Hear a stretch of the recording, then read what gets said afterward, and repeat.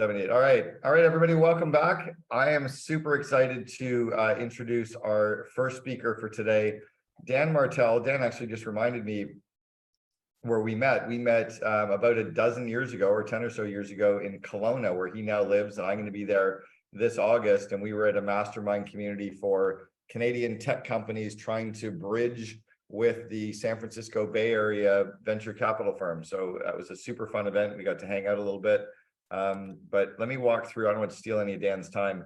You all received Dan's newest book, Buy Back Your Time. And Dan is going to be talking to us today about that whole concept around outsourcing and delegating and buying back your time. Dan is the founder and CEO of the SaaS Academy, the world's #1 coaching program for B2B SaaS founders.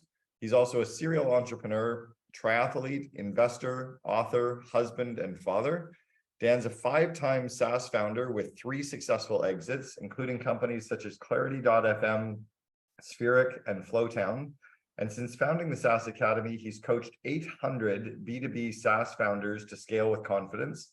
On average, his SaaS Academy students have increased their monthly recurring revenue by 209% within 6 months. You've all received his book, or you will be, in your welcome box. And let's turn the floor over to Dan, and I'll get ready to learn because he's going to be supercharged.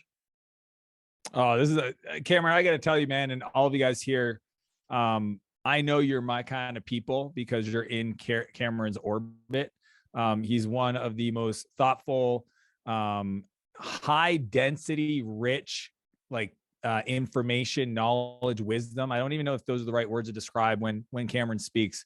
I listen, and I've learned so much over the years. So I'm just grateful to be here. I'm committed to giving you guys 110%. If you read the book, I'm going to try to give you a different perspective.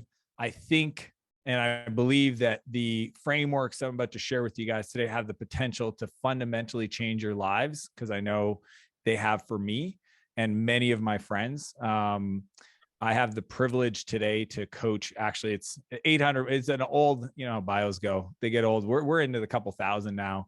And it's just really cool to kind of take what I've learned working with high growth software CEOs and then share it with the rest of the world. So with that, we're going to kick into it. And then at the end, I should have time for some Q&A, which I would love to do. So first off, I want to share where the framework really got inspired from, because people are always wondering, where did it all start? I actually have, let me see what I did here. I hit a button. All right. So I got to reshare. I hit some kind of drawing icon. Dun, dun, dun. All right. There we go. The journey to the buyback principle, which I'll unpack in a sec, really started when I was about 27 years old. I grew up in a really challenging environment, ended up, in trouble with the law, drugs and alcohol, and turned my life around at 17. But it took a while to finally find my stride. And for years, from 17 to 24, I had attempted to start 2 companies, failed miserably. And then finally, I read a book called The E-Myth. A lot of you guys have probably read The E-Myth. And I was so obsessed with the concept, because I was convinced that was the thing I was missing in my journey, was the idea of a franchise prototype and building systems. Prior to that, I just, shoot from the hip, didn't really have structure. So I hired a business coach, this guy named Bob Simpson. He was an E-Myth certified coach. And this is before I even started my 3rd company. I was just so driven to not fail again that I hired this coach, and he showed me the way to build companies. We began with the end in mind. We started with writing out a eulogy. And what happened is through his mentorship and advice and coaching, we ended up growing a very successful company. But the challenge for me is I became obsessed. I was so scared of failing again that I would literally wake up and there was no morning routine. There was no balance. There was no nothing. It was drive as hard as you can, keep the momentum going. This is I don't want to lose my edge. And I went all in. And at the time I was in a relationship with an incredible woman. And 2 years into a relationship, we got engaged. And, I was doing everything for our relationship. Like I was building the business. I was trying to create for our future. And it was about 3 years into this company that we were doing a couple million or no, more than that now. Yeah. 3 years in, we're probably like over 3 million in revenue at 27 years old. So from all external factors, successful. But I was working 100-hour week, traveling 200 days a year, just trying to keep all this plate spinning. And one afternoon I come home from being at the office on a Sunday, and I was supposed to be home a couple hours prior, didn't look at the time. And I rush back, walk into our house, and I find my fiance in tears. And she was in the kitchen, and she really couldn't even speak. I mean, she was beside herself. And she just blurts out, "I can't do this anymore." And she walks past me and goes to her parents' house. And that was the last time we were together.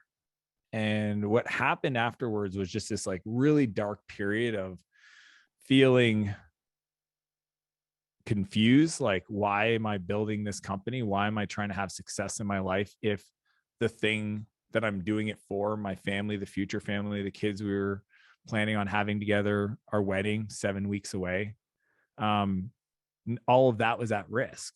And I share this because I don't know where you're at, but if you are the type of person that is driven to want to succeed, but struggle with finding the balance, especially at home, maybe with your health, maybe with, just even yourself, taking care of yourself. Maybe you struggle with some mental illness challenges and you're on a lot of medication and nobody else knows. I don't know your situation. All I know is that I found myself in a place where everything that I was building for just fell underneath my feet. And I ended up with anxiety attacks and depression. I had to see a therapist. And this guy, Manuel, he's a funny cat. I asked him, I said, how do I was like in this cloud. And I was like, how do I get out of this cloud? And Manuel goes, do you like water? And I'm like, yeah, why? He goes, you should get a boat. I'm like, what does a boat have to do with it? He's like, I'm telling you, get out in the sun, get a boat. And I'll tell you, I lived on the east coast of Canada in this province called New Brunswick. And it was actually really good advice. It turns out salt water, being in the sun, getting some exercise and like in swimming and whatever, moving around was a really great beginning. But it wasn't enough because I was always just obsessed with wanting to succeed. And what happened for me was I moved to San Francisco, and it was there that I learned a completely different way of working.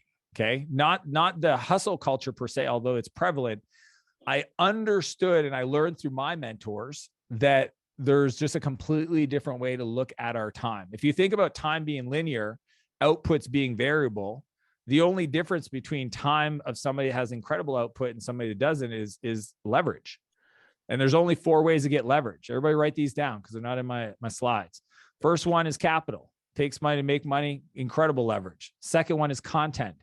This training, this masterclass, my book, podcast, all those things have incredible leverage. And SOP. The third C is code, which, today with things like AI, several platforms now, automation, technology, incredible leverage, right? And then the fourth one is collaboration, which is people. And that's what I'm going to talk about predominantly today, especially as you guys are mostly in the operation phase. I really want to share with you guys next level strategies to understand how to get more leverage on your time, to work through your people, to build your lives. This is my wife, Renee. Cameron knows Renee very well because we've traveled the world together. And this is just a simple example of like where you can go from just being in a place where you're overwhelmed, workaholic, not in shape, etc., to this was taken a few years ago where Renee and I were traveling around. I run 2 8-figure companies as CEO. I've invested in over 100 companies. I just announced a $100 million fund. So like I operate, I'm not somebody that's like, I'm going to buy back my time and go 4-hour work week it. I'm all in. The subtitle of my book is Build Your Empire, because I believe I want to teach every entrepreneur, every CEO, every executive out there how to create a life of unlimited creation that they never have to retire from. That's what an empire is for me. And that's the life I get to live today. But it took a completely different approach to how I look at my time, because if you already knew what you needed to know to get the results you guys are after, then you'd already have those results. So the key is, and that's what we're going to talk about today, is who do you need to become? What are the skills you need to invest in? How do you create the space in your calendar to become the person that you need to become for your next level of success? Okay. And that's what I want to work with you guys on today. So if I did I send you the link, Cameron, to the workbook? If I didn't, Meredith will handle, but we'll be sharing the workbook and your slides and the video with all perfect. Awesome. Yeah, I've got an incredible workbook that's going to go over these models that you guys can use. But for now, it's really just about understanding the process. So the first thing is the pain line. Most people end up at some point, growth in time, and they hit a pain line. And in this moment, they have a decision, right? Do they push through? Do they become the person that they need to become to deal with a new level of complexity? Or do they fall back? Right. And I just finished listening to this incredible podcast this morning about a woman who wrote a book on resiliency. And she explained it best. She said, people that are resilient still fail, still stumble, but what they do is they bounce forward. Okay. So what I want to share with you guys today is how to bounce forward, how to hit your pain line and bounce forward. Most people at this point, they either decide to stall, right? I don't want to grow anymore. I like my team size. This is manageable. Problem is that the world isn't going to stop growing. Your team isn't going to require less from you. Their personal dreams, goals, aspirations are not going to be diminished. So they expect you to keep growing, right? 2 is sabotage. Some of you may not realize this, but the way you approach your work is self-sabotaging to your success, because I think you're scared, right? And we can talk about this in Q&A. Some fear around what does success mean for you. You have beliefs around a new level of success in your life that might mean harm or pain or struggle, right? And then the other one is for you guys as executives or CEOs is you decide to sell, right? Or I want to go find a new position. And here's what I've learned is that you will always take you with you for the rest of your life. And if this is the ceiling that you decide to settle at, you'll just go to a new position and end up right back to where you're at.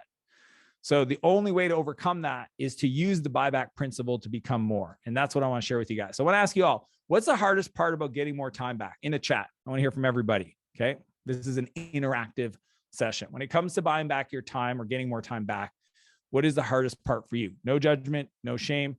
Everybody in the chat. Cool. I've got Gianna says trust. Perfect. Mike saying no. Awesome. New requests that come in. Peter trusting someone. Guilt. Guilt's a big one. Audrey prioritizing many times requires time. Yeah. This is great. You guys are going to love today. I'm going to share with you guys things that you've probably have not seen anywhere else. That's going to give you a completely different shift on how to view the challenges when it comes to getting your time back. I love this. This is amazing. Perfect. Thank you guys. Here's what I've discovered. There's a few challenges people usually come up with. Not enough time. A lot of you guys posted that. You know, you work all day, you try to get your own projects done, and gosh forbid you got a new person or you got to delegate. Sometimes it's just easier to do it yourself than give it to somebody else. Or you've got budgets and you know you could use an extra pair of hands, but you just can't afford to do it, right? So we're going to talk about the value of your time today. The other one is, hiring and then training somebody really sucks. One of my good friends, Cameron Harold, I love this that you're here, Cameron, because I've shared this so many times. I don't know if you're famous for saying this, but I love you. You're the first person that I heard it from was, what if you hire these people and you don't train them, right? It's like, because people are like, what if I train them and then they leave? It's like, what if you don't and they stay, right? To me, I get this pain, but there's a completely different approach that I'm going to show with you guys that I think you're going to love. One is I'm going to explain to you how to calculate the value of your time, okay, your worth. Super important. Once you understand this, then you can become a better time trader. The second one is I'm going to teach you how to delegate with ease where it takes no extra time, what I call net time, okay, which is a big promise, but I'm going to deliver on it. And the other one is how do you protect your calendar? How do you protect your energy? How to protect your time but then fill it with things that light you up, that give you energy, that makes your company money or get huge output. Okay. That is what we're going to do today. So if you had a clone, somebody that like 100% could do all your work for you, a twin with all context and all knowing, how would you feel? What's the word that comes to mind? Just think about having somebody that could just do all your work for you, double your capacity. What's the feeling in the chat? I want to hear from everybody. Relieved. Yes. Relieved. Empowered. Oh, I love that. That's an awesome one. Great. Power. Magic. Yes. Encouraged. Threatened. Liberated. Bless. Oh man. Okay. You got me excited. Let's do this. Here's the buyback principle, and everybody should really write this down. Okay.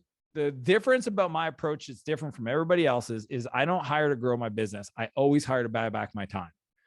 Okay. Because if you do the second, you get the first, but if you do the first, you don't get the second. And most people give up because they create a life that sucks, that is hurtful, that is painful. Okay. Most CEOs I coach, they build the business they grow to hate. Most executives build their career to a place that is unbearable. Okay. Not because they don't have the skills or the talents, because they haven't structured their team properly. So my rule number one is, at the top level as an executive, we want to hire to buy back our time with our new hires, not to add capacity to our team. So it's a calendar problem, not a capacity thing, to really scale. Here's how I do it. It's called the buyback loop. Okay. When you hit your pain line, there's 3 moves you want to make. The first one is the audit. You want to take a very detailed look at your calendar. Okay. Because for me, there's only 2 things you should be doing with your time, to the degree that you can. You want to be spending it on things that light you up, that is in your zone of genius, that you truly enjoy, and that creates massive value for the company. Okay. Massive value for the company lights you up. Okay. So that's done through the time and energy audit. So first step, audit. Second is transfer. Once I understand what things are sucking my energy or taking up my time that don't create massive results for the company, then I'm going to put those in a bucket, and that becomes the only next hire I should be doing. Okay. That's how we transfer all that, energy sucking and non-value added work to somebody on the team that's better suited for it. Okay. And I'm going to teach you how to do that. That's transfer. And then the third part is to fill. Once you find this new time, what do you do with it? Because if you don't fill properly, you actually don't get that last step of the cycle. Okay. Some people, they buy back all this time only to do their laundry, to lollygag around their house, to spend 20 minutes at a water. Like, it's fascinating for me to watch people, because they're like, yeah, just hired this person, bought back 20 hours of my week. And then I'm like, okay, what are you going to do with those 20 hours? And they're like, I don't know. I want to talk about that. I want to teach you the 3 core areas to invest in to become more, so you have more to give your team. Cool. If you guys are down for that, type yes in the chat. I want to hear from everybody. If you guys are down, type yes in the chat. Do you want to understand, where should you invest your business or your time to grow your team, get more leverage, get more out of your life? This is awesome. All right. This is a great group you have, Cameron. Awesome. Here are the hot principles. Number 1 is become a world-class time trader. We need to become a world-class time trader. There's only 3 trades to be made in the world. First time, you're an employee. For the most part, you trade your time for money. You become a leader. All of a sudden, now you start hiring people. You start spending money to buy back time. And then the highest level of trade is money for money. Okay. So bottom of that ladder, the levels, is time for money. Then it's money for time. And then it's money for money. That's essentially how you can boil down life in a nutshell. But I want to teach you guys how to become world-class time traders. To do that, you need to understand the value of your time. Like my buddy Nate, right? He called me the other day. He runs an agency, and he's like, hey man, I just read your book and I hired a salesperson. And I was like, cool. How many sales calls are you doing right now? He's like, oh, I probably do about 3 or 4 a week. I'm like, okay, you just hired a full-time salesperson. He's like, yeah. I go, I don't think you read my book. He's like, why is that? I go, you don't have enough volume for a salesperson. And I said, look, you're not asking me to coach you. I want to be the lighthouse, not the tugboat, but let's talk real quick. Like, you're going to hire this person in 3 or 4 months. You're either going to fire them because they're not making any sales, or they're going to quit because they're not making any money. He's like, well, where did I go wrong? And I say, well, why don't you have more leads for the sales calls? Like, why aren't you doing 15 calls a week? He goes, well, I don't have enough marketing to do that. And I go, well, then why didn't you build a marketing plan to generate that many leads? He goes, I'm too busy working with clients. Oh, okay. So you're still involved in delivery of the agency stuff. And he's like, yeah, man. I go, well, why don't you lean on your assistant to try to help you out? He goes, yeah, it's not really working out. She's part-time. And I go, got it. I was like, go back into the book, because what Nate did is he started building a top-heavy organization. Okay. Because he didn't understand the value of his time and what his cap was. He read the buyback rate, but he didn't truly run the numbers. So I want to encourage everybody to consider this. Okay. This is the way I do the buyback rate. For the most part, I work with CEOs, but I use this for my executives in my companies. Okay. My executive leadership team, we run through the same thing. What is your hour worth?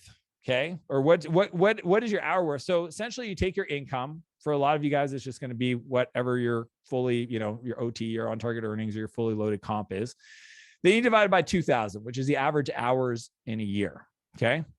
And because you want to get a 4 times ROI on buying back your time, then you divide it again by 4. Okay. So let's just look at some simple numbers.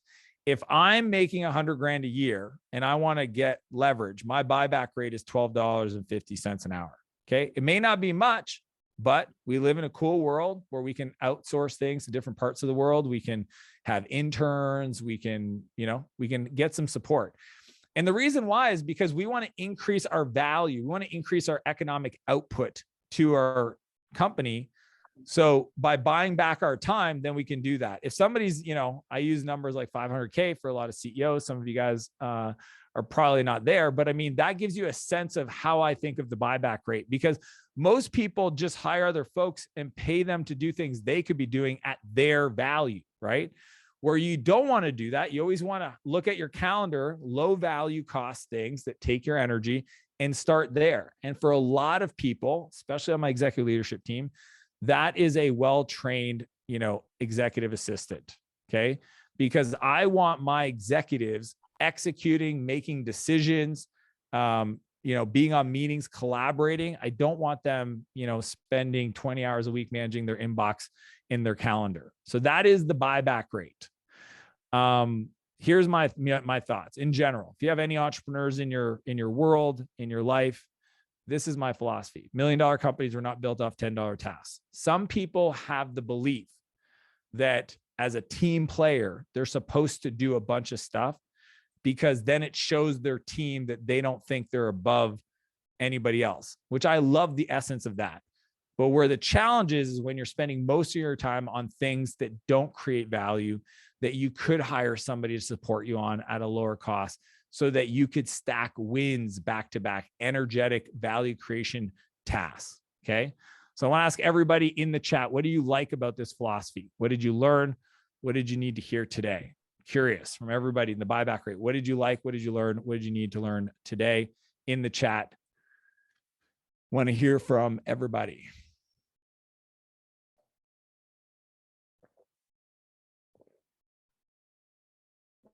There we go. Gianna, I love that. The honesty. I need to do this. Yes. Do what lights me up.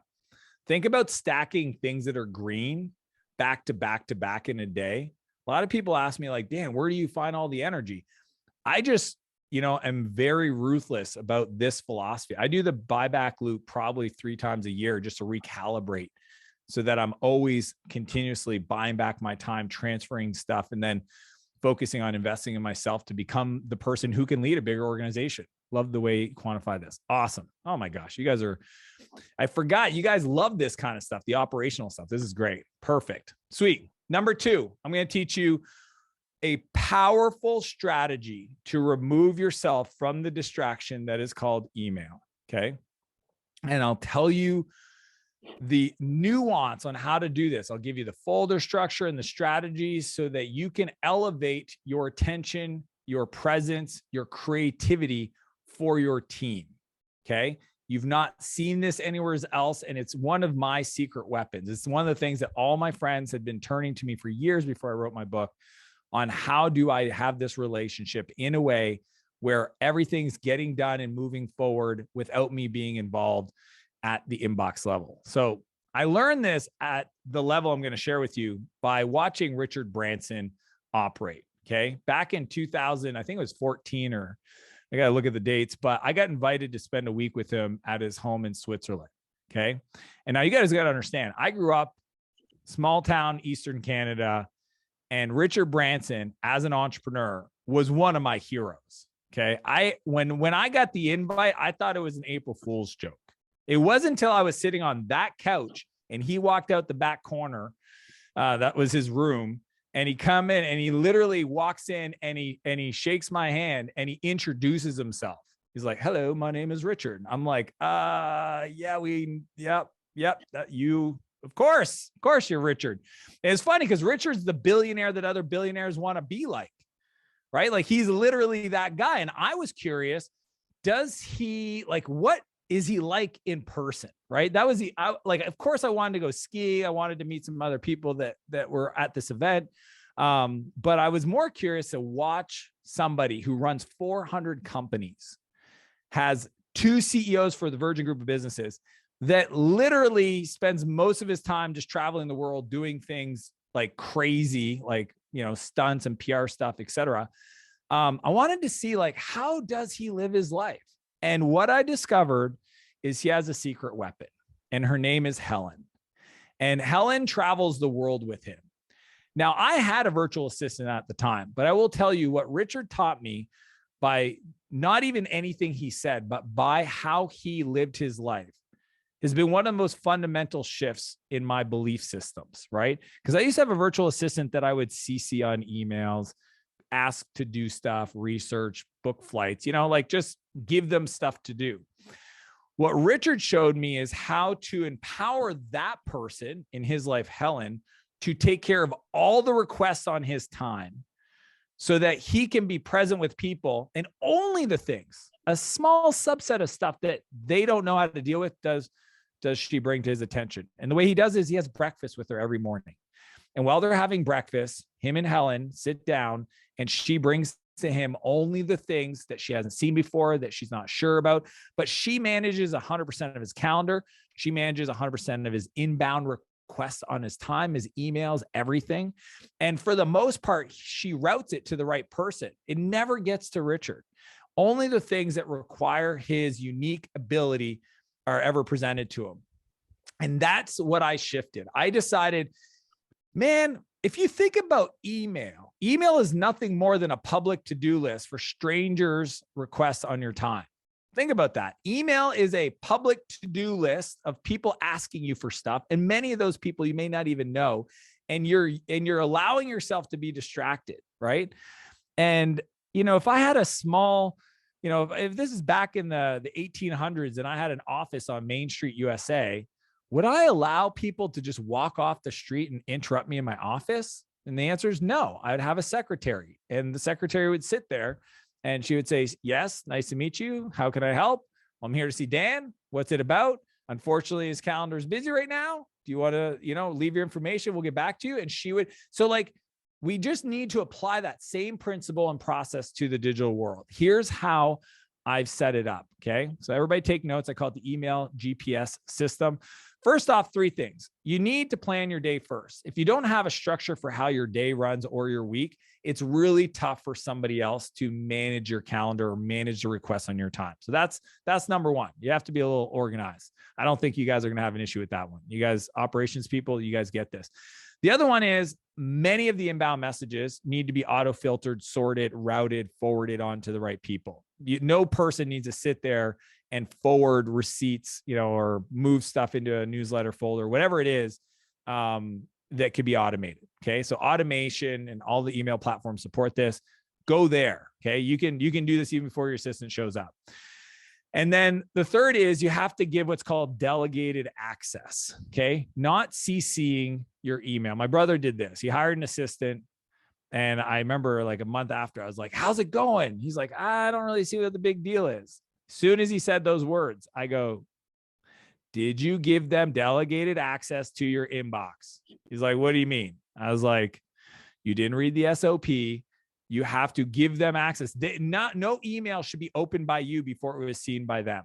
like period, full stop. I'm at the point I don't even do email really, but like all email should be processed by somebody else so that they can help route it. Think about how much more stuff I pull into my year because I have other people looking at the inbound requests and they're moving stuff forward while I'm on here with you. While we're talking right now, actually, do you guys want the SOPs for my inbox structure? I'll actually give it to you and we'll do a fun test. Email Dan at Dan Martell and just type EA. So Dan at Dan Martell is my email, and type EA in the subject line and ask for the EA SOPs and the playbooks. And I'll literally, whatever you guys want, the training, ask for whatever you want. And this is what's cool. While I'm here with you and I want to add value to your lives, somebody else behind the scenes is going to deliver that. I don't have to worry about sitting down at 7 o'clock tonight and processing 80 some emails from all of you beautiful people. Does that make sense? So I'm going to show you in real time how this works. But here's how I set up my folder structures. Number one, all emails from all my companies, all my interests, personal and professional, for me, all go to one spot. From there, they get structured into different labels.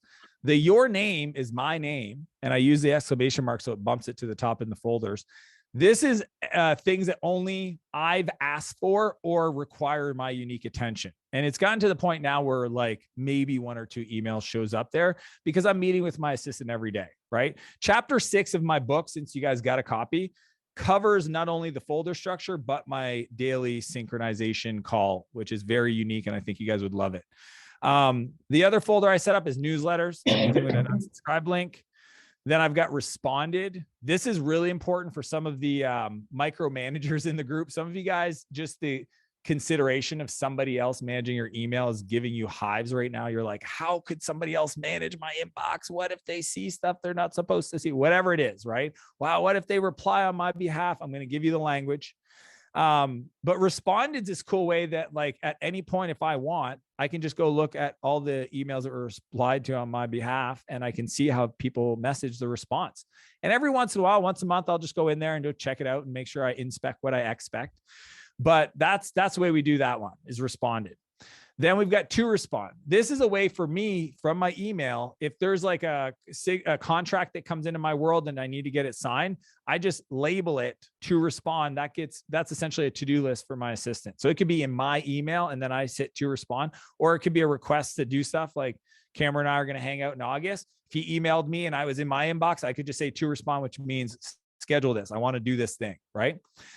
Then there's receipts or financials, right? Anything that's financials in nature. For some of you guys, it's reports, it's whatever.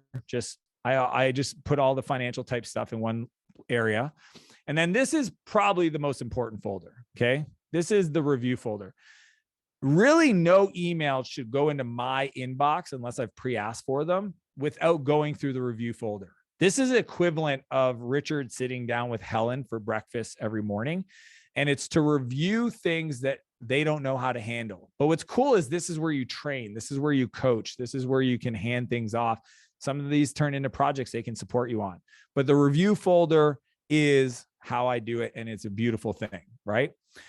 Now, if you are like me and as a Canadian, it was hard for me to let go of my inbox. I didn't want anybody to think that I was too cool to do my own email, right? And judge me or whatever. And I'm going to share with you some language. But first, there's 2 things that you need to provide an executive assistant, an assistant to support you. Number one is you need to have an inbox procedure. Okay, but I'm going to show you how I've created mine, first version that took me no extra time. And the other one is communication guideline, which you should have for your company. So like I have those documents. The communication guidelines is simple stuff. Like I'm a little systems process oriented, but again, you guys, I feel like you guys are my people. For example, I have a rule about linkability. You can't mention something that has a link to the asset without linking it in the email. I don't know if you guys have ever been on the receiving end where they're like, yeah, I just reviewed this project and I'm just not sure what Bob was talking about. It's like, could you put the link to the project in Asana or whatever it is? Like, can you link to the Slack chat? Like, I just have these like communication rules, date formatting, how to respond to email. I put that all in the communication guidelines. But here's the language that I think will really serve you if you're feeling or worried about feeling guilty about having somebody else reply on your behalf. Okay. And for me, it's like this. It's when somebody emails me and my assistant replies, they'll just reply, this is Lauren. Lauren is an example of an assistant. Dan's assistant, right? So it just says it right out of the gate. And then I got this email before he did, and I thought you'd appreciate the speediest reply. And this is beautiful because that's what I want. I want people to reply and serve and help, but it doesn't have to be me, right? If Cameron's like, hey, I need your bio, I need your headshot for the talk, it's like game on. Like my assistant knows where that is. She'll just send it over, right? I don't need to be involved in stuff. And I think the more and more you do it, you create the space for you to be present for your team, to invest in your skills, to become more. This is a beautiful way of doing it. Now, I'm going to give you the power move because some of you guys are addicted to distractions. Okay. You're addicted to the dopamine hit of the notification, of the whatever. I don't have notifications, and that's the power move. Okay. Is turn off all application notifications unless it's critical. Like my wife is in my favorites and she calls me, that phone rings. Other than that, it's very unlikely that anything's going to require your real-time attention, that people can't get a hold of you. Okay.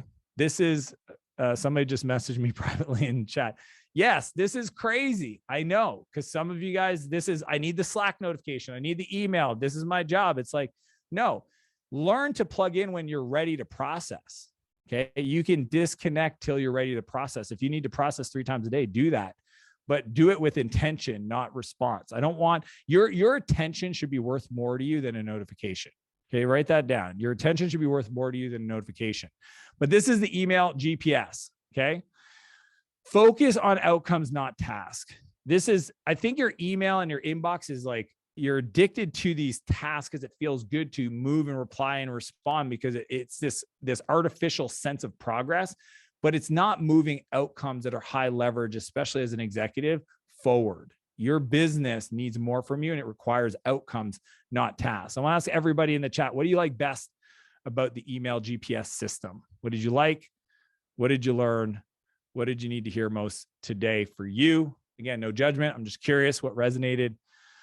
I got Lawrence as the power move, no notifications, turn off all of it. Sweet. Appreciate that, Darren.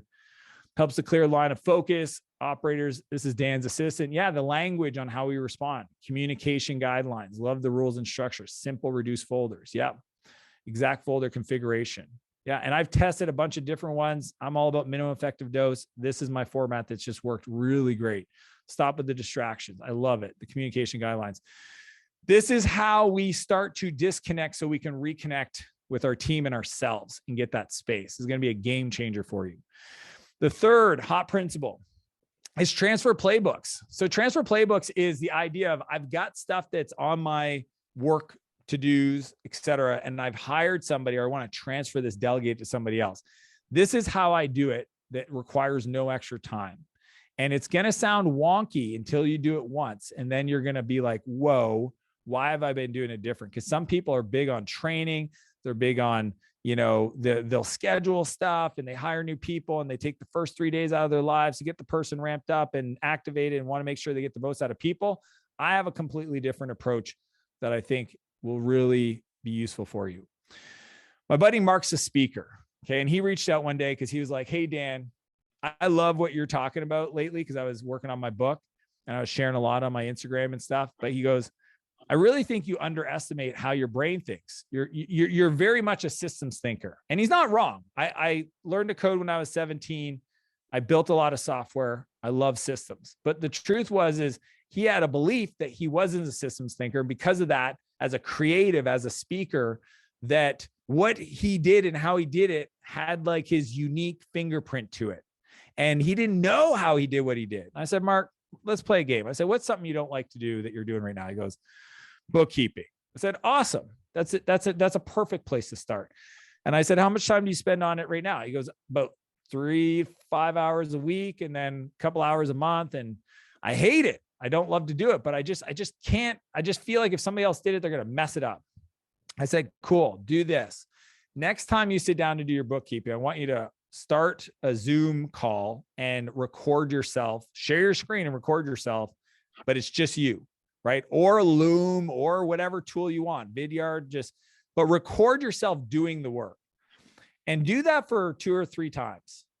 And then Mark, And I want you to talk out loud while you're doing it. Talk out loud. Just say, I'm going through my Xero account and I'm pulling a list of past receivables and I'm sending an email. Like, talk out loud and do the work. And I go, do that 2 or 3 times. And then I want you to hire a bookkeeper. And their onboarding is to watch those videos and create a standard operating procedure, what I call a playbook, for your financials. Because here's why, Mark. You don't think you have a process, but you actually do, because you're doing stuff that's getting done, which means there's a process. I'm not saying it's optimal, but you do. And then the bookkeeper is going to look at what you're doing and pull out the stuff that's unique to you, and then take their best practices and what you do and merge them together. And they're going to present you the SOP that they've extracted by watching your videos. And the coolest part about that, Mark, is 2 things. One, it didn't take you any of your time. You could keep speaking, consulting, talking to customers while they were getting onboarded and trained.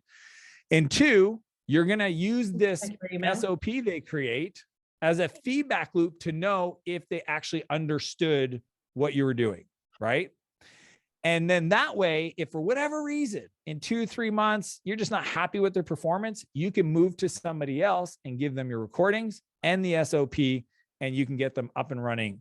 My new executive assistants, whenever I've had to like promote somebody into it, because like a lot of times executive assistants will eventually like get promoted within the organization, for me anyways.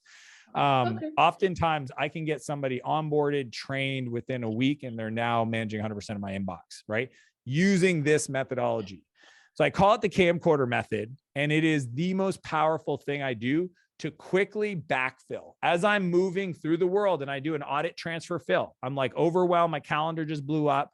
I start looking at it and I go, okay, time and energy audit, red, low value task or lower value task, my buyback rate. Cool. I'm going to grab a bucket of this stuff and I'm going to go hire somebody. And while I'm doing the work now, I'm recording myself and I'm doing the camcorder method, because when I find that person, usually takes me 4 to 6 weeks. As soon as I hire them, it's like, boom, here's the 3 to 5 videos. And it's their job to watch the videos and create the playbook. That's the difference. A lot of people sit down, they're like, ooh, systems. I got to create some playbooks, some SOPs. And they'll go away on a team's offsite and they'll document for 4 or 5 days. My rule is the people who do the work create the playbooks, and then I'll review it. But I want to be the editor, not the author. So that's how the camcorder method works. Okay. Because here's my rule. It's like when we hire people, we're training them. So the philosophy is we build the people and the people will build the business. Okay. We want to create a structure where they can come into our world and quickly get educated about the systems, the tools, the processes that we use. And then they can hit the ground running and developing themselves. And then they update the playbook. So anytime I have direct reports and we look at systems, I was actually doing this yesterday, I just go look at the last updated date. It's very simple. It's not very high tech. I just go like, you have a system, you haven't updated it in 3 weeks. Are you telling me nothing's changed at all? They're like, well, nobody's using it. Okay, get the team to use it. Make sure we update it. And you use that as a rhythm to upgrade your team when it comes to system. So I ask everybody, what do you like best about the camcorder method? What did you learn? What did you need to hear most? In the chat, I want to hear from everybody. When it comes to the camcorder method, outsourcing all the red stuff, what do you like best? I've got simplicity, easy and painless. Those who do the work create the playbook. Yes. And they own it and they update it. And you should have it open when you're doing the work. Mike, don't have to write what I do, just record it and pass it on. Yeah. And the truth is, look, anybody that knows anything about AI, there's companies out there today, you can literally record yourself and they'll create the playbooks for you. And eventually AI will just do it for you, but you just need to record yourself doing the work. I do this for my house manager. I do this with vendors. I do this with yard people. I do it all the time. I'll just open up my phone and start a video or start a Voxer and just record myself telling somebody how to do something and then hand that to somebody to go create the playbook. I love it. You guys are awesome. Thanks for posting in the chatty chat. The last hot principle before we open this up for Q&A is one of my favorite processes, which is the 1-3-1 rule. I got this from my friend, Brad Pedersen. He's an awesome friend. Cameron knows him as well. Incredible operator and scaler. The guy built a huge toy company. He's one of my best friends in the Okanagan where I live. And he's always dropping bombs. And a long time ago, he shared with me the 1-3-1 rule. And the 1-3-1 rule literally will help you overcome the bottlenecks that happen in any organization, because in most companies, that's where they happen, is at the top, right? Bottlenecks are called a bottleneck because it's at the top of the bottle, which is you. So how do you avoid becoming that for your team? And the 1-3-1 rule really helps to overcome that. Here's a quick story. I remember Adam, one of my HR guys, came to me once and he was super stressed out. And I said, Adam, what's going on, man? And he's like, Dan, I don't know how we're going to do this. We're going to hire 11 people in the next quarter. I'm like, cool. And he's like, and I'm like, and what? And he's like, we got to hire 11 people in the next quarter. Yeah. Why, why are you telling me? It's like, well, I don't know how to do that. And I said, okay, I got it. But I just want to be clear. Like, your title is, HR manager. He's like, yeah. I go, cool. So like, are you asking me to do your job? Because I'm pretty sure I hired you to do that. He's like, well, I mean, that's not fair. And I said, oh, no, I get it. But here's the thing, man, is if you have a problem, state it. Tell me your 3 options that you've evaluated to overcome it. And then we can negotiate or review the suggestion that you have. But I'm not here to do your work, right? I'm here to support you when you're stuck, but I don't even know if you're stuck yet because you haven't presented any options to me. So I said, that's the 1-3-1, right? Because Steve Jobs said it best. He says, it's easy to hire people and tell them what to do. It's hard to hire people and have them tell you what to do.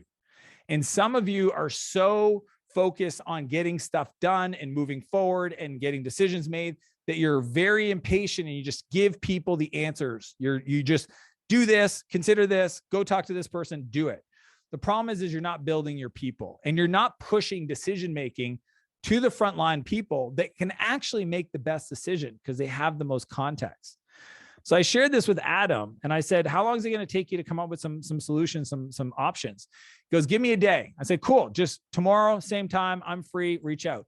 That morning he texts me, he goes, I'm good. Meaning he went through the process of learning how to solve this problem, discovered the very clear and evident solution, and never even had to bring that back to me to help him with, right? And he crushed those hires. And I think very often our teams are capable of solving problems. We just got to empower them using the 1-3-1 rule. So here's the specific framework. Number 1, a very clear one specific challenge. Okay. A problem well-defined is half solved. So often, especially when I'm coaching CEOs or executives, they come to me and I go, what problem are we trying to solve? Write that down. What problem are we trying to solve?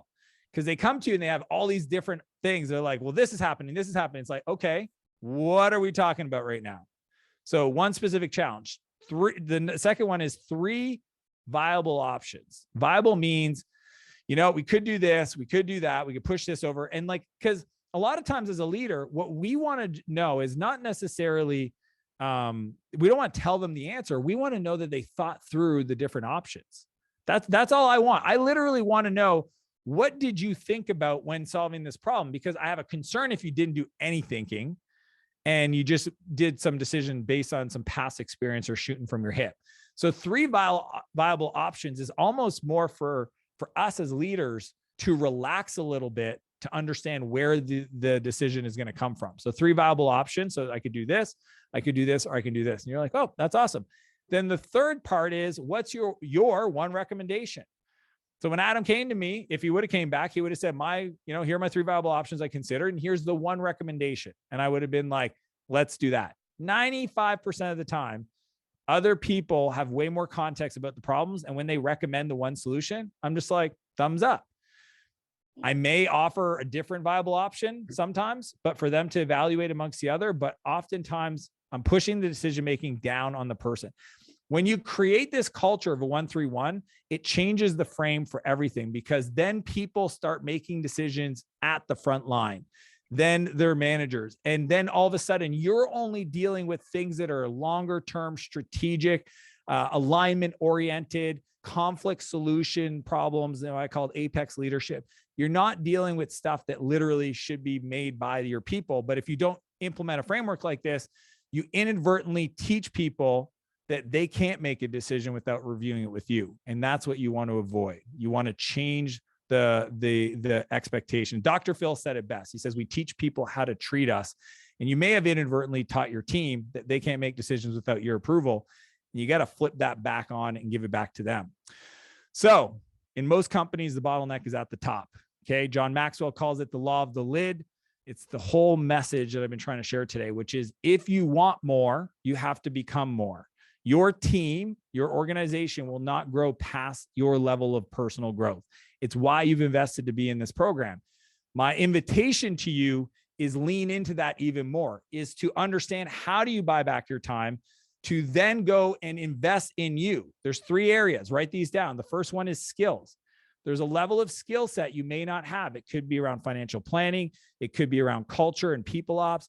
It could be around, just overall project management, process management, et cetera, strategy. What's the next level of skill? Then there's beliefs. What worldviews do I have that are unconscious, that are literally operating how I show up?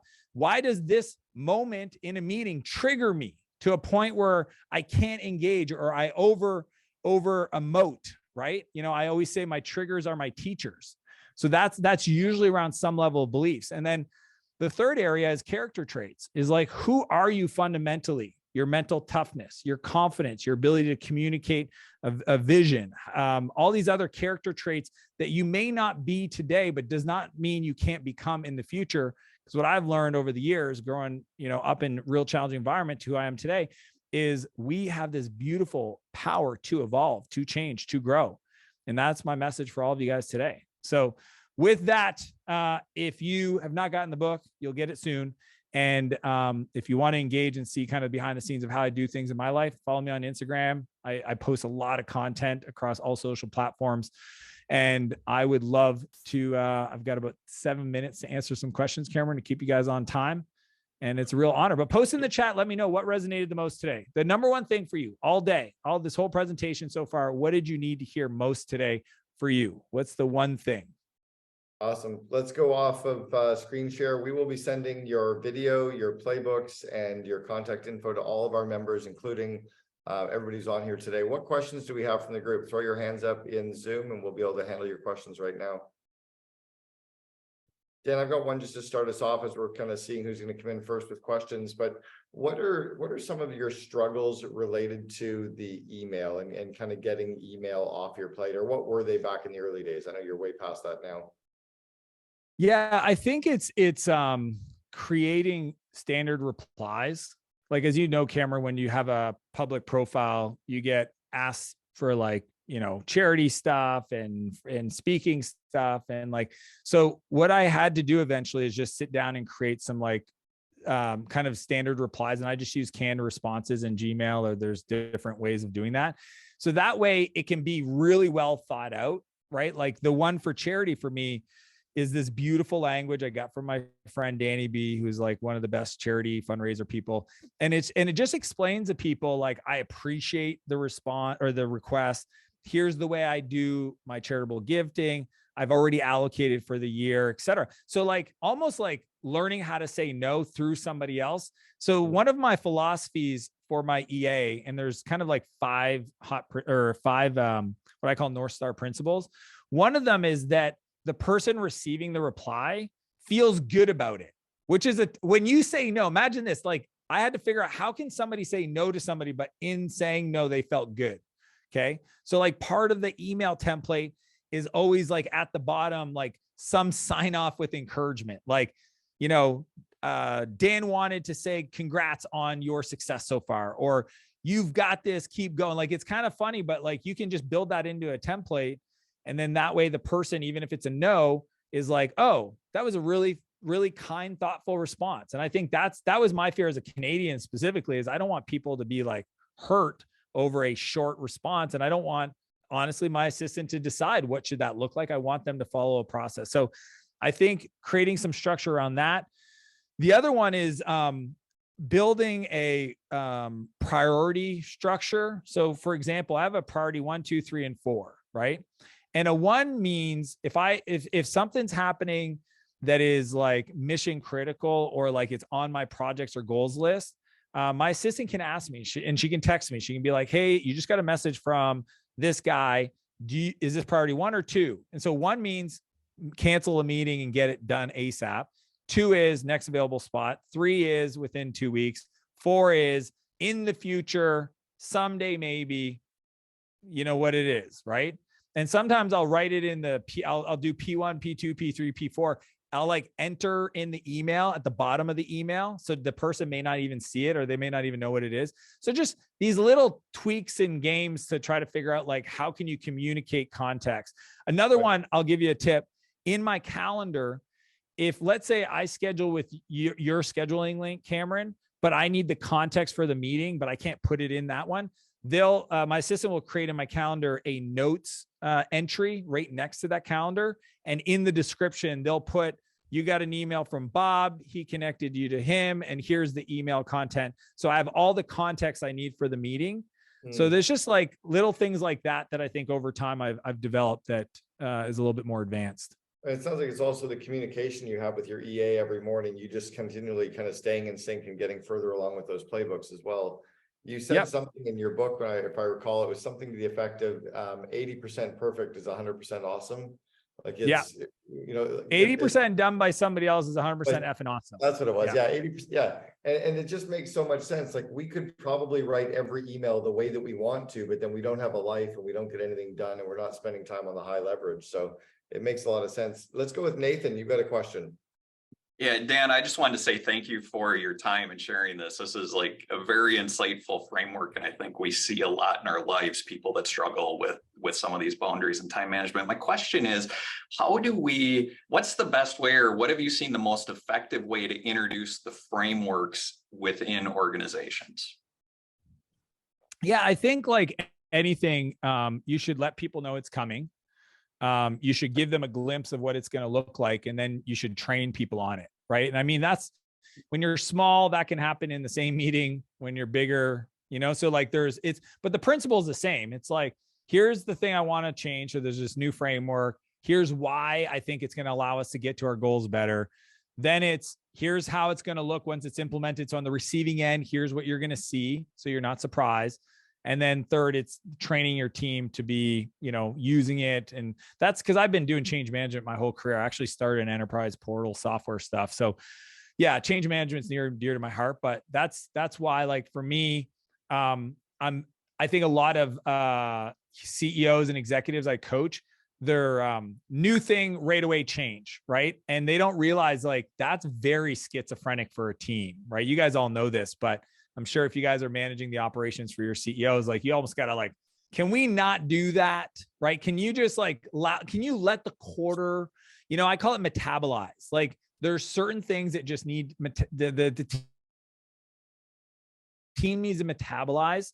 And so that's why it's really important. Like I have conversations I have with my executive leadership team that's pretty much 16 months into the future.